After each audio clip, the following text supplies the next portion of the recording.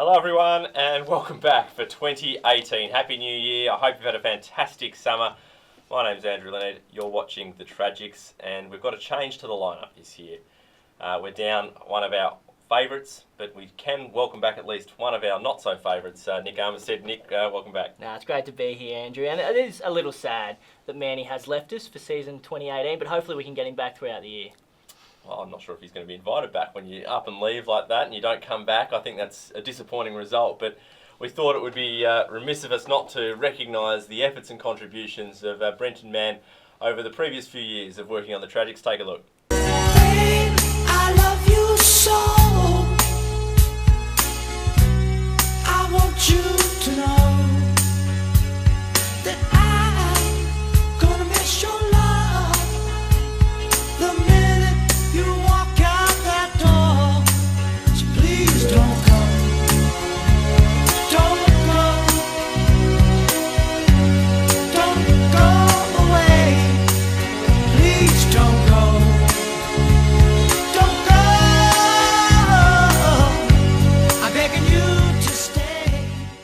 So, fantastic to see that contribution from Brenton Man and, as I said, invitation pending. I'm not sure if we'll send that out to him. But it's been a big summer, lots of recruitment to the competition, both in terms of players coming in. The women's competition has recruited a host of new teams, up to 20 new clubs. Okay. We've got a new women's correspondent, Lucy Leake, who's going to join us a bit later on to talk all things VAFA Women's. Tell us about some of those new clubs and about how the first round of action went. We'll get on to the first round of footy in just a moment, Nick, but wanted you to run us through some of the major ins for 2018 into the VAFA. Yeah, we've had some big ins, and over the last 2 years, I think we've seen a lot of the ex-AFL, VFL come back. So the major ins for 2018, we have got Taylor Hunt and George Burberry from Old Geelong over to Collegians, just strengthening their grand final side. Jason Holmes and Nathan Batsanis to Old Zaverians, Ace Cordy and Sam Schultz to University Blues.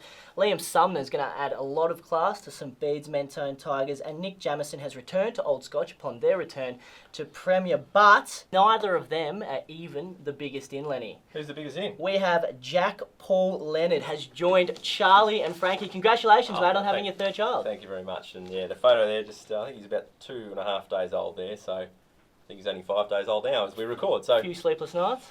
I don't know, I'm going pretty well. Do I look tired? No, absolutely not. $1,000,000. Feeling pretty sharp. Let's have a look at William Buck Premier, the premiers of last year. And we should reflect some congratulations to St Kevin's, their first William Buck premiership last year and an unbelievable grand final. They only got home by 3 points in the end. Because we didn't do a show, of course, after the grand final last year. We just shut up shop in preliminary final week, which is in grand final week. But they won the flag and they got their defence off to the best possible start. They played University Blues on the weekend. Now, Blues have had Schultz come in and they've also had Ace Cordy come in and they're looking really good, really confident. But Scob just picked up exactly where they left off last year. Now, their defensive pressure on the ball carrier was elite. They've added Pele Manavong, Michael Romero to that forward 50 structure, with Jay Schultz still lining up there, and their pressure and their ability to keep it inside 50, inside the forward half and repel attacks was really the difference in the end. They ended up getting up by 52 points after a strong start by the Blues. Yeah, and on the other side of the coin, the runner-up last year, Collegians, had an unbelievable start to their attempt to try and win another premiership as well in William Buck Premier section, thumping De La Salle by 76 points. Will Johnson, the standout again. I don't know what I feel about this. Now, Will Johnson's one of the best defenders in the competition, and it's the same thing that happens at the AFL level. How do you feel about them going forward? I know they're really good. They can kick goals because they're so talented, but I like the best defenders playing in defence. No, stick them forward. The game's about kicking goals, Nick. You want your best players kicking goals and dominating. And especially with Lockie Ferguson still out for the first month, they probably do need that. The other game, Trinity, great win over Old Zaz at Toorak Park, which was a good start for them under Bernie Deneen. Very excited for their prospects. OMs came home late against St Bede's Mentone Tigers. Couldn't quite get there in the end. Really important for St Bede's Mentone Tigers. And the other game, the two Premier B promoted sides, Old Scotch and Old Brighton, and it was the Tunners who managed to hold on. Yeah, absolutely. That was always going to be a big match after the end of last year, and the Tunners were 22 points up with not long left, and so Scotch made a bit of a run for it with a couple of late goals, but they held them off nicely. It'll be interesting to see how those two sides go with their recruitment and all that sort of stuff. I know you've got some questions in the big questions later on the show about Old Scotch and Old Brighton and their prospects this year in William Buck Premier section. In Premier B, worrying signs for, I think, the competition in William Buck Premier. Is it William Buck Premier? Premier B. Premier B. Sponsored by William Buck, but Premier B. Premier B. Bo Morris, big winners, 50-point winners. Old Carey, 92-point winners. Uni Blacks, 59-point winners. And Ajax, 59-point winners. St Bernard's, 96-point winners. I mean, they're massive margins. The telling point there is a lot of those sides have all been in William Buck Premier in the last few seasons. And it shows that drop, and the difference between William Buck Premier coming back to Premier B is still significant.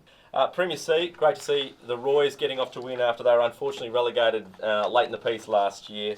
Luke Marnie getting the win, and I love the handing over the number one jumper that Rory Angiolella did as well in the rooms pre-match, and that was all well documented. Yeah, Julian Turner taking up the captaincy at Fitzroy and kicking 6 goals in his first game as captain. A couple of likes and dislikes from the round.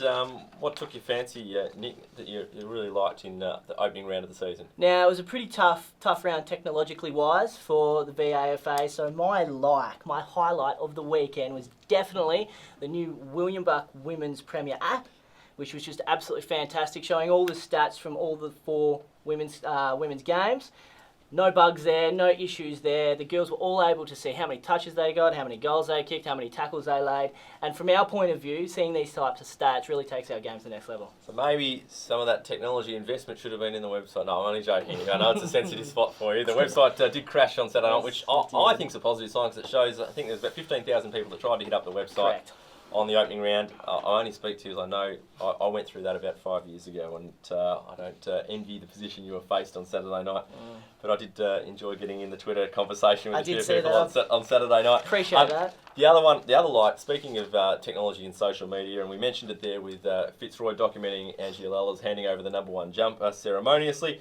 I did like Old Trinity and what a lot of the other clubs are doing in particular, but Old Trinity's Instagram of Anthony Scott's mark against Zavs saying it a bit Superman-like there. So that's the sort of stuff we like to see. I think the club's getting more and more active in the space and highlighting their players. We're going to take a break here on the Tragics. Coming up, we're talking women's footy in the VAFA with Lucy Leake right after this. Anytime is the right time to get fit at Anytime Fitness. Access over 400 gyms across the country 24/7 and discover why more Australians train at Anytime Fitness than any other gym. Go online and register now for your free 7-day pass and feel something better. Welcome back to the Tragics. It's great to have your company for 2018. We're joined by our newest panellist for the year, Lucy Leake, who's going to talk VFA Women's. Welcome to the show. Thank you so much. I'm glad to be here. Great to have you on board. Firstly, tell us a little bit about your football background. You're going to be playing this year. You're also going to be talking footy with us each week on the show. Absolutely. So I actually have limited playing background. I haven't played a proper season before. I played in the Monash University Games team and I went to Carey and played a couple of games there. But I've always loved football growing up. I've always been very passionate about it, Dream Team in particular. And Supercoach or Dream Team? Oh, both. I know you can't really have both, but I did. Yep. I did. So yeah. So where are you playing this year? So I'm playing at Caulfield Grammarians this year. I thought I'd better give it a crack for once. Why aren't you playing at Carey? You went to Carey? Yes, some may say I'm a traitor. Is there a bit of conjecture about that? Look, I've joined with the team.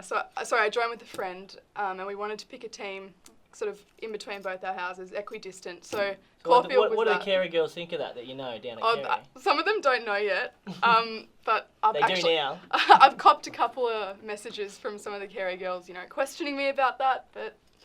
And also, I guess the big thing for you is you're in contention to be on the Western Bulldogs VFLW list, which is still in the works. Their season starts in May 6th or May 5th or 6th, so yes. that's exciting as well. Yeah, it's very exciting. It's very late for them to be finalising their list at this stage. However, it's a big challenge for me to see if I can make that list, and it's been great going down to Whitten Oval. It's so fantastic and it's so professional, and I'd love the opportunity to develop my football. I think given the AFL women's season's just finished, I think a lot of those clubs that are fielding teams in the women's AFL level and the VFLW are both still finalising lists, so I think hopefully good luck. I'll give it a crack. I think you'll find that from our Big V squad last year, more than half of them are on VFL lists. That's quality of us. Super exciting.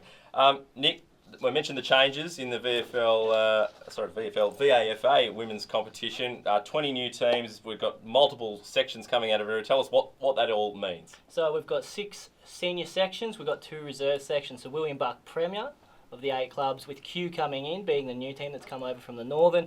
They've got 8 teams, and they've also got a reserve section. And then we've got Prem B Blue, which have reserves, and Prem B White, which don't have reserves. And then we've got Div 1 to 3.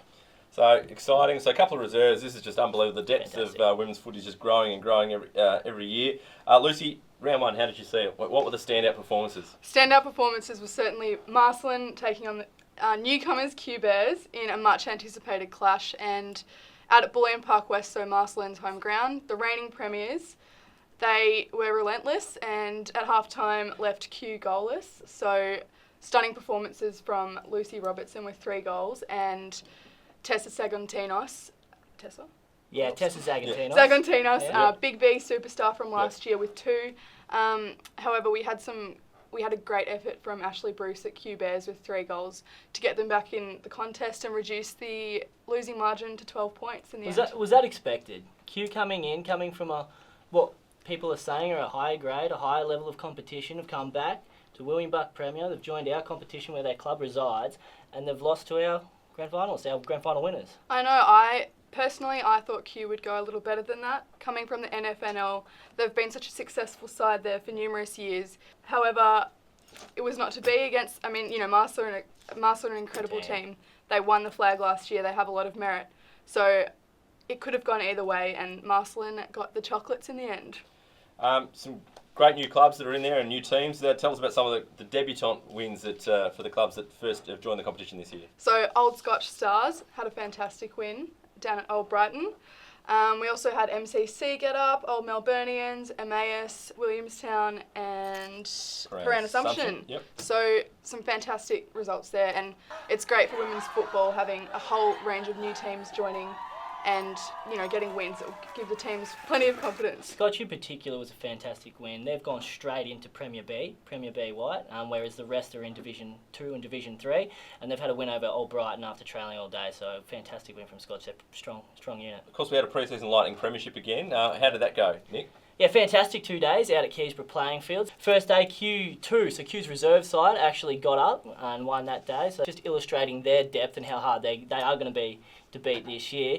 And they beat Scotch Stars in the final. And on the second day, Bo Morris, who were fielding half a new side this year and are in Prem B White, they got up on the Sunday. Didn't quite have the Moet and Shandon popping on the fields like Old Geelong last year? Unfortunately not. I was encouraging the girls to do it, but no one wanted to take part. All right, well, I'm sure we've got more of these exciting videos that you produced in the pre-season. Did you get the girls doing lip-sync battles and that sort of stuff this year? We did something very similar, so I don't know if you've seen Pitch Perfect, but there's some riff-offs and the girls absolutely dominate. We'll see someone later on today who is in one of those riff-off battles, and she's fantastic. Yeah, well, we might do that next. We're going to take a break here on the Tragics and come back with Morgie Miscamble from Old Carey. She's going to talk about doing behind-the-scenes VAFA media stuff and how Old Carey have started their year. Anytime is the right time to get fit at Anytime Fitness. Access over 400 gyms across the country 24/7 and discover why more Australians train at Anytime Fitness than any other gym. Go online and register now for your free 7-day pass and feel something better. Welcome back to the Tragics. We've moved Lucy out and we've welcomed in Morgie Miscamble from Old Carey. Welcome to the show. Thanks for having me. Thank you. McQueen Miscamble or Yeah, Miscamble? McQueen Miscamble. Okay. My uncle, you dropped that name. Well, I'm looking at the rundown. It doesn't have the McQueen in there. Ooh. Welcome to the show. Got off to the best possible way with a win after last year's grand final loss. Is it good to be back playing footy again? It is, as you can tell, feeling good, looking good. It's pretty good to be back. Yeah, what happened here? Not quite sure. Maybe a few elbows or knees into the face. So Any video evidence of what happened on the weekend at all? Or? if there is, I'd like to be shown. I would like a replay. Did you play on? Because you guys Yeah. lost to Ajax. Yeah, obviously. so I think it happened in quarter 1 and I then kept playing. Tell us about the actual game. The girls' 26-point loss. Yep. Take us through it. Well, we had 13 debutants for that game that have never played a game of football, especially with Carey or against anyone like that. So that was a really big experience. So going up against Ajax that's had 13 years of women experience in Football League, coming from a different league and being into VAFA now, I think considering we put up a really good fight, it's going to be really interesting, the development, because we have some extremely good players. Given the confidence levels of game 1 being done, it's going to be interesting what happens this year. How many of the girls from last year's grand final side are still around? Yeah, it's not a great deal. You could probably count them on two hands, just under. That's amazing turnover. Yeah. Just because they didn't want to play or they went to other clubs? Look, or? we had girls that have done their season. They've done their achievement. We had a lot of girls that had been picked up from definitely the other leagues as well, which is a good achievement. But you clearly didn't want to move on. You're quite happy at Carey. Brit diehard. Also feeling a bit old. So, what's the prospects for this year? What are you thinking Old Carey can do in their section? And do you have a feel of the competition now that into the second year now? Yeah, I do.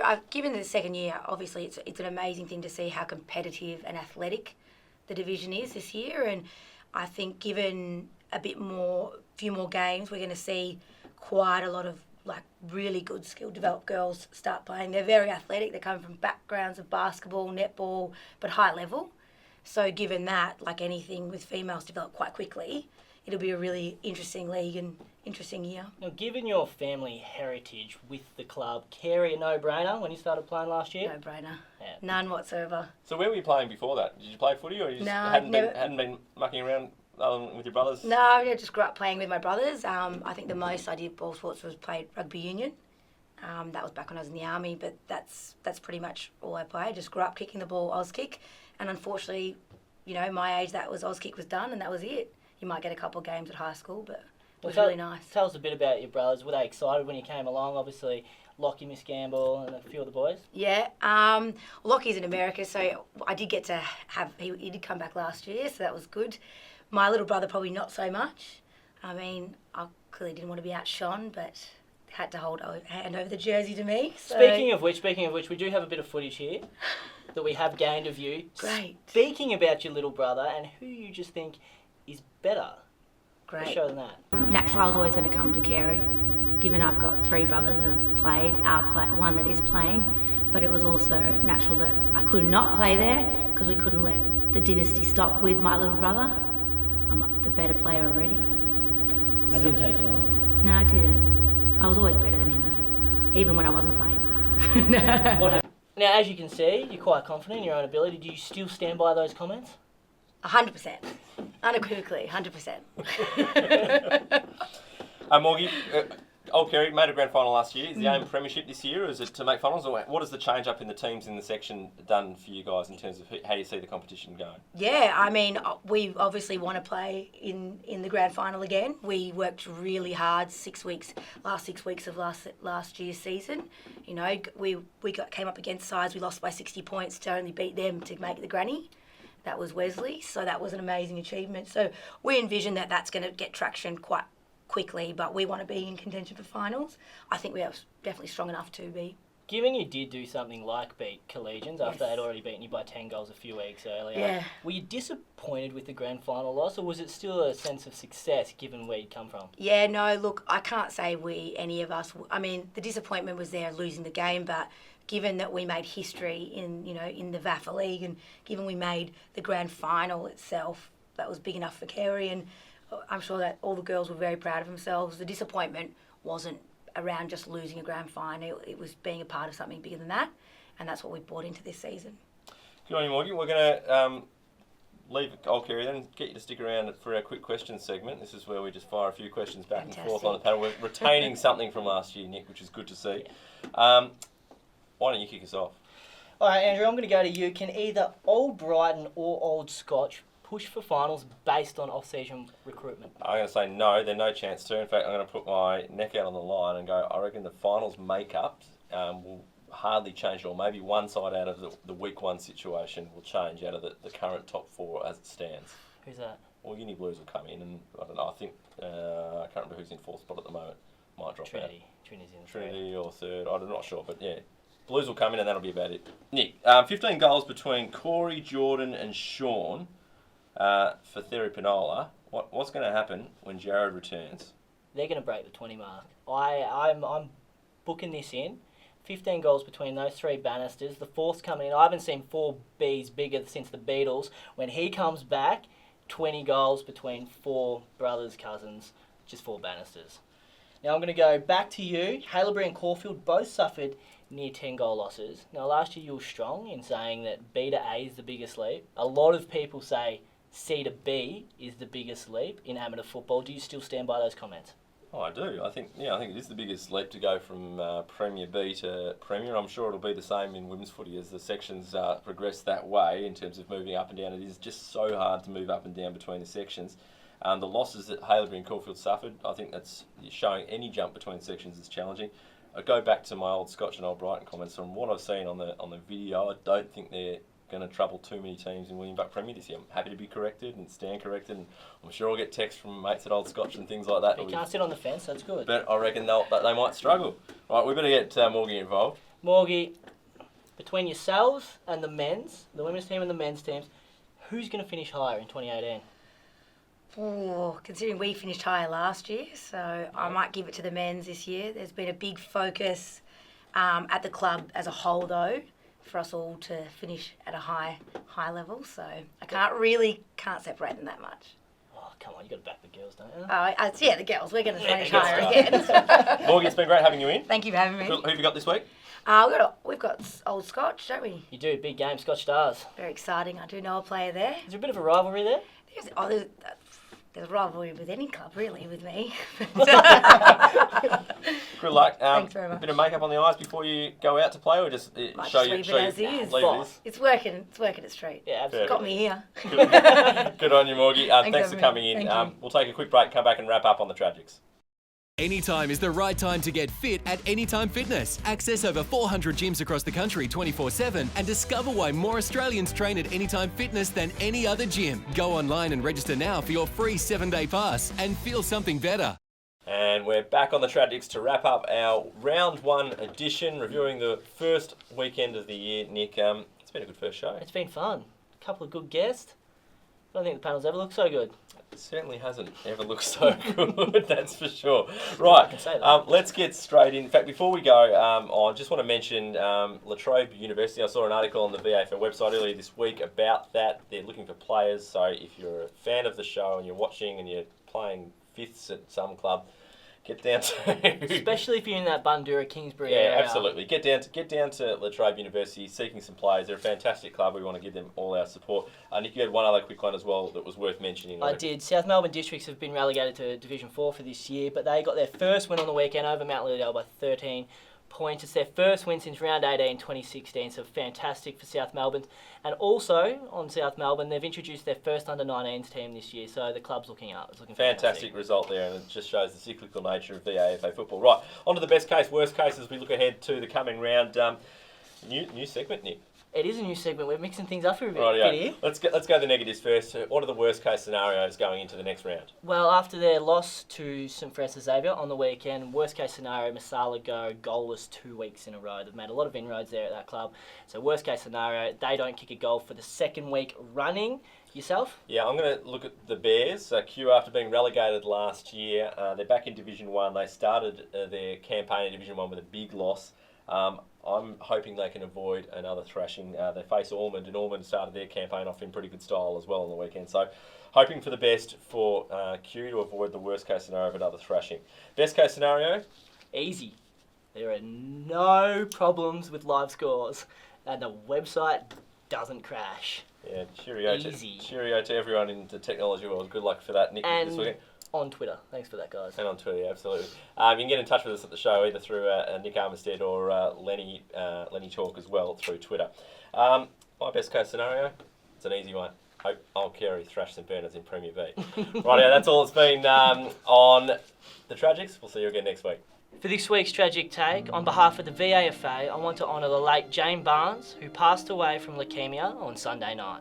Jane is the daughter of Jude and Russell, with Russell having coached at no less than 5 of our clubs after representing Ormond and the Big V during his playing days. Jane's courageous battle epitomises bravery at its very core, as she fought her illness for more than 2 years. Her face rarely void of a smile, her passion for life unmatched. The love and support she received from our VAFA community was showcased in its fullest when thousands turned out for a fun run as part of Jane's Army at Boss James Reserve last year. On behalf of the VAFA, we extend our deepest condolences to Russell, Jude, Michael and John.